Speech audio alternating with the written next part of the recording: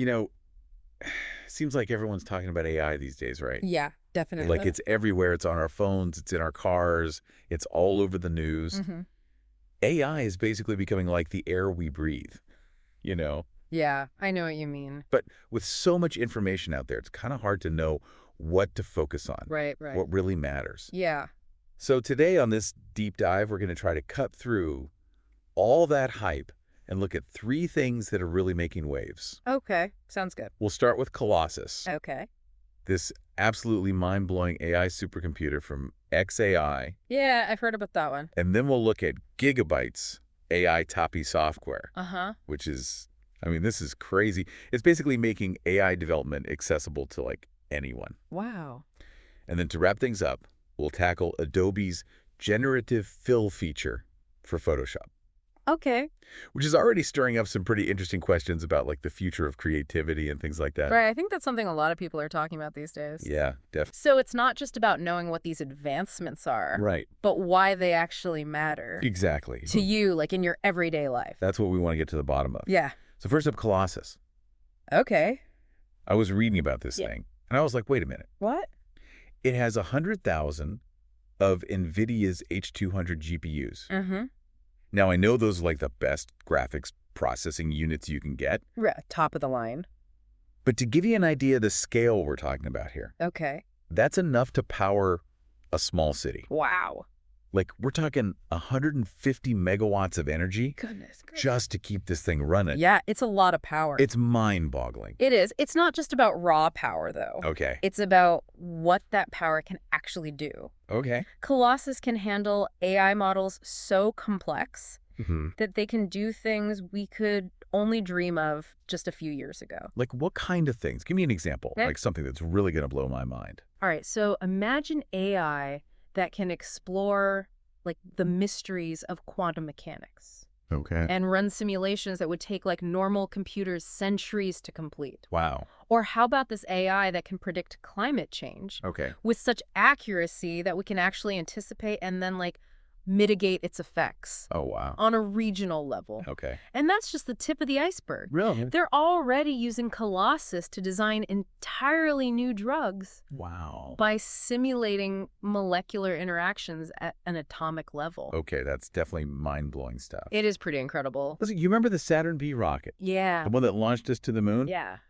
Colossus feels like that kind of giant leap for AI, you know, That's a great analogy. like opening up a whole new universe of possibility. Yeah. And just like the space race. Yep. Colossus is going to have a massive ripple effect on the whole tech world. Oh, yeah, definitely. Like competitors are going to have to either really step up their game Hmm. or find very specific areas where they can still compete. Right, because who else is even going to be able to build something like Colossus? Exactly. It seems like a whole other level of investment. It is. And that's where things get interesting. Okay. We might start seeing a new wave of like collaborations as companies pool their resources Yeah. to get access to the infrastructure needed to run these massive AI systems. That's fascinating. So we have this like behemoth of a machine Mm-hmm. pushing the boundaries of what's possible with AI. Yeah.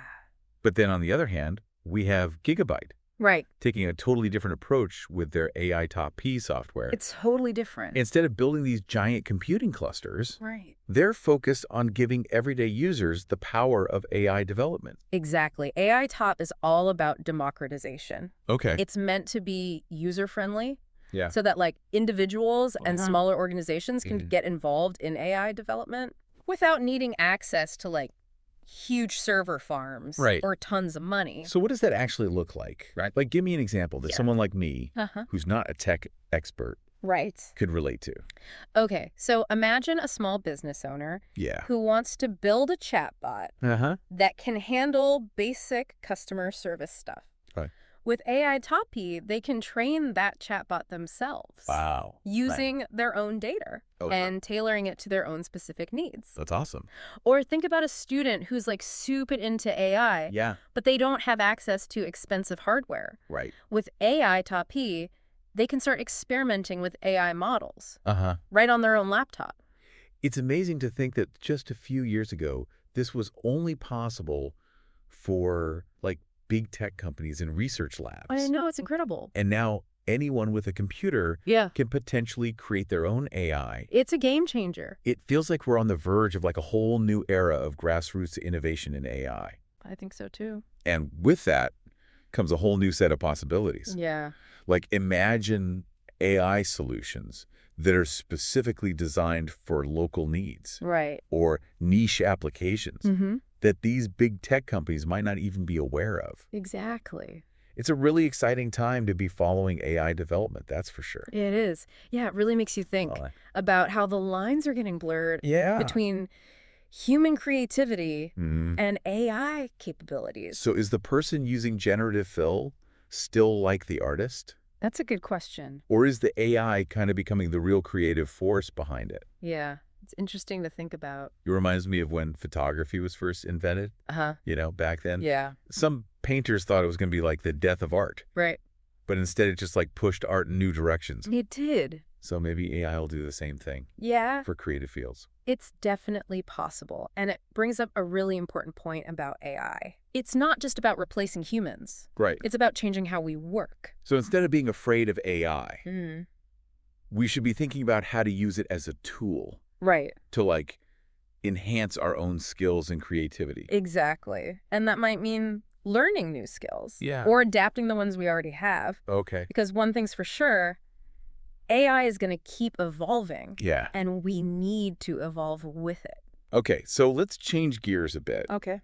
and talk about something that I think is going to have a huge impact on everyone, Right. no matter what field they're in. Yeah. AI policy and regulation. Yeah. That's a big word. It's a critical part of the AI conversation. It is. It often gets kind of overlooked Yeah. in all the excitement over new technologies.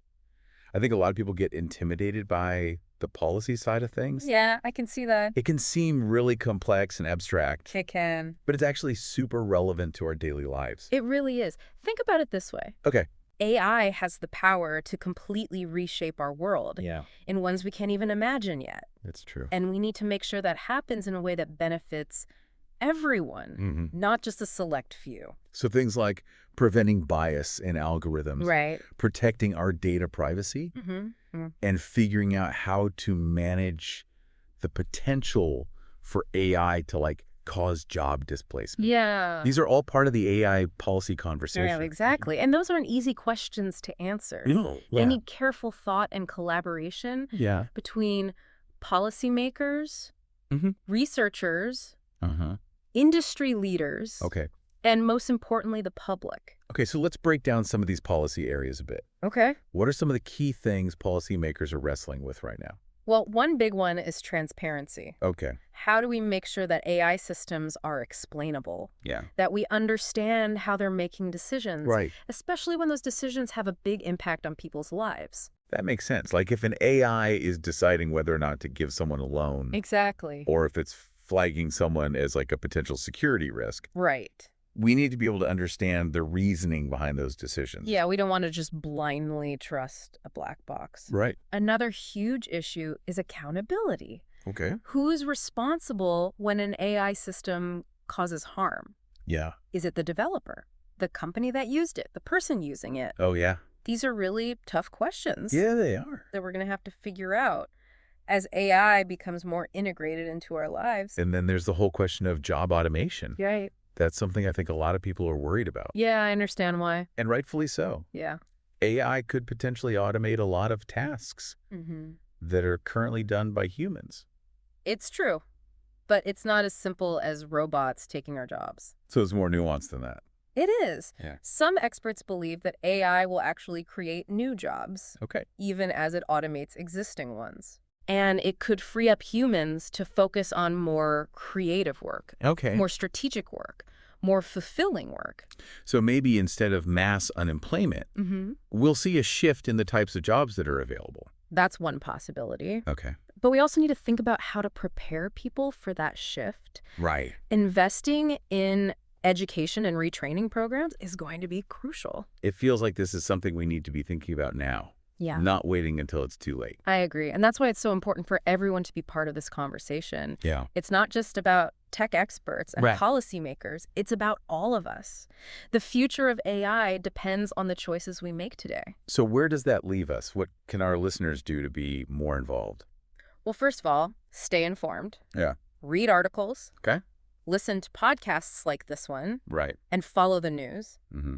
The more you understand about AI, Yeah. the better equipped you'll be to participate in these discussions. And don't be afraid to ask questions, Yeah, definitely. even if you're not a tech expert. Exactly. Talk to your friends, Okay. your family, your colleagues. Mm-hmm. Share your thoughts and concerns. Yeah. Let your elected officials know what you think about AI policy. That's good advice. These conversations are happening everywhere, Right. and your voice matters. It feels like AI is at a tipping point. It does. Like we're just starting to see its true potential. Yeah, And it's up to all of us to make sure that potential is used for good. I couldn't agree more. The future of AI is in our hands. Yeah. It's time to step up and shape it. You mentioned earlier that the diversity in the AI field is really important. It is. Why is that? Well, you see, if we only have a small group of people Yeah. and like a homogenous group of people Right. developing and governing AI, Mhm. we risk creating systems that reflect their biases Yep. and priorities. Right. And that could have some serious consequences Yeah. for fairness, equity, and social justice.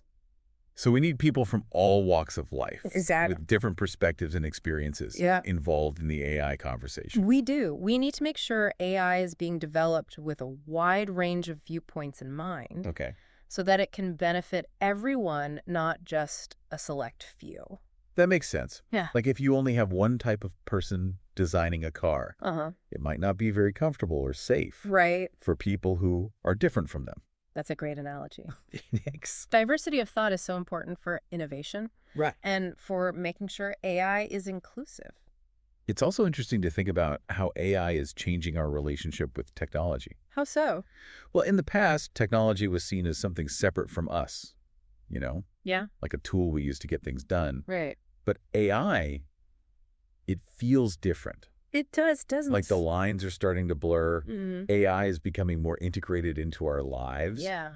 even into like our thought processes. You're right. We're seeing that already Yeah. with things like AI assistance, Mm-hmm. personalized recommendations, Right. even predictive text. It's kind of freaky. It is a little bit. Like AI is almost becoming an extension of ourselves.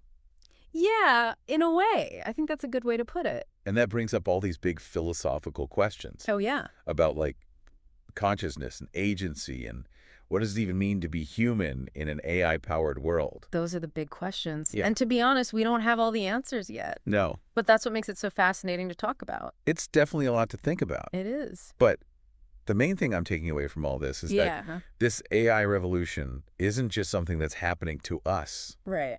We're all shaping it, whether we realize it or not. It's true. Our choices matter. Yeah. The questions we ask, the conversations we have, Right. they all influence where AI goes from here. So whether you're excited about AI's potential or maybe a little worried about the risks, the message is clear. Get involved, stay informed, and be a part of the conversation. Because at the end of the day, the future of AI is tied to the future of humanity. And that's a future we all have a role in creating. Well, thanks for diving deep with us today. Yeah, this was fun. We hope this has given you some things to think about. Definitely. And maybe even inspired you to learn more about this incredible world of AI Yeah. that's unfolding all around us.